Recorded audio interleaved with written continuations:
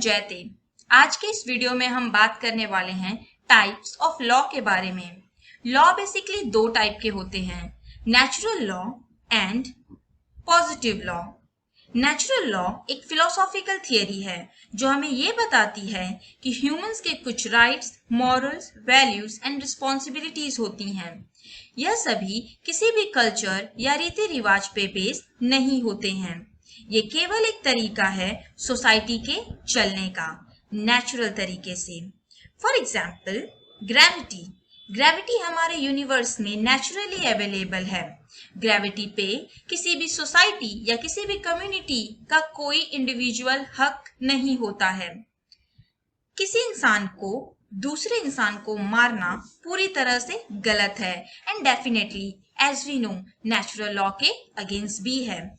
जब दो लोग एक बच्चे को जन्म देते हैं तब वे parents and naturally caregivers बन जाते हैं।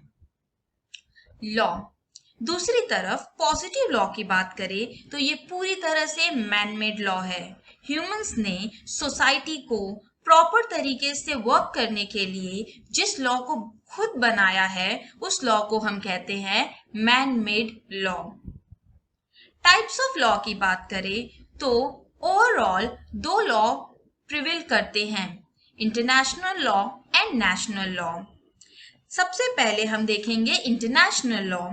International law way legal rules, regulations and standards हैं जिन्हें यूज करके इंटरनेशनल लेवल पे कंट्रीज एक दूसरे के साथ इंटरेक्ट करती हैं और एक दूसरे के प्रॉब्लम्स एंड प्रायोरिटीज को समझते हुए रिलेशन को मजबूत करती हैं। इंटरनेशनल लॉ शब्द को पहली बार यूज किया गया था 1718 में।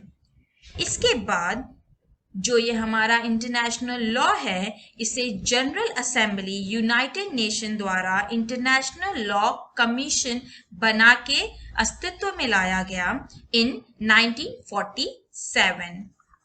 International law nationality, extradition, environmental protection, national security and human rights जैसे मुद्दों पे ध्यान देती है।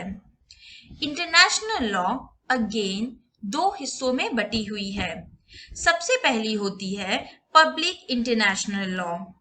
पब्लिक इंटरनेशनल लॉ दो कंट्रीज के बीच अलग अलग कानूनों को ध्यान में रखते हुए उन कंट्रीज के बीच के डिस्प्यूट्स एंड डिफरेंट प्रॉब्लम्स का सॉल्यूशन देती है।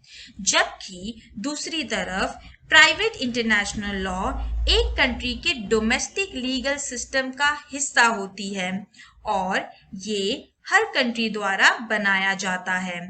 फॉर एग्जाम्पल, यदि इंडिया में किसी फॉरेन कंपनी को वर्क करना है तो उस पर्टिकुलर कंपनी को foreign exchange management act 1991 FTI के सभी एक्ट्स और सेक्शन में लिखे हुए कानूनों का पूर्ण रूप से पालन करना पड़ेगा। नेशनल लॉ हम इंडिया से हैं so we will only focus on Indian national law.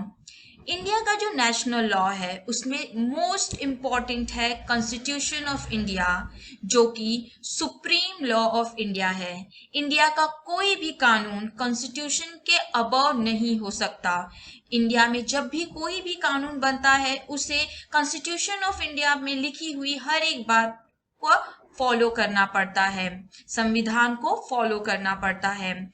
उसके बाद आता है हमारे इंडिया में public laws, administrative law, criminal law, civil law etcetera different categories में बटे हुए हैं और हर एक कैटेगरी के लॉ का एक स्पेसिफिक काम होता है।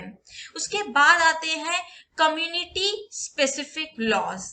फॉर एग्जाम्पल, हिंदूज के लिए हिंदू लॉ, मुस्लिम के लिए मुस्लिम लॉ जिसे हम मोहम्मदियन लॉ भी कहते हैं। So now let's do a quick recap of what we learned today. Now you can see on your screen that what we learned today.